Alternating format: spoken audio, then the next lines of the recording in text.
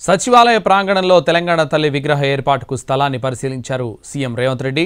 స్థలం, డిజైన్ వంటి అంశాలపై అధికారులతో చర్చించారు. తెలంగాణ సంస్కృతిని ప్రతిబింబించేలా తెలంగాణ తల్లి విగ్రహం ఉండాలని సూచించారు ముఖ్యమంత్రి. పూర్తి ప్రణాళిక సిద్ధం చేయాలని అధికారులను ఆదేశించారు. సీఎం రేవంత్ రెడ్డితో పాటు డిప్యూటీ సీఎం భట్టి విక్రమార్క కూడా స్థలాన్ని పరిశీలించారు.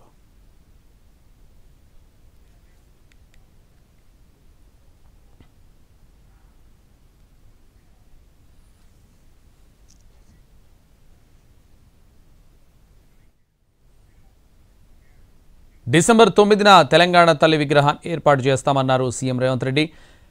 పేదలుగా తెలంగాణ తల్లి విగ్రహం పెట్టలేని వాళ్లకు రాష్ట్రం గురించి మాట్లాడే హక్కు లేదన్నారు. 10 సంవత్సరాలు తెలంగాణ తల్లి విగ్రహం పెట్టలేని సన్నాసి తెలంగాణ గురించి మాట్లాడే నైతిక హక్కు నీకెక్కడదని నేను అడగదలుచుకున్నా. అందుకే పెద్దలు భట్టి విక్రమార్క గారి అనుమతితోని డిసెంబర్ 9, 2024 నాడు సచివాలయం లోపలనే తెలంగాణ తల్లి విగ్రహం పెట్టే బాధ్యత మేము తీసుకుంటాం.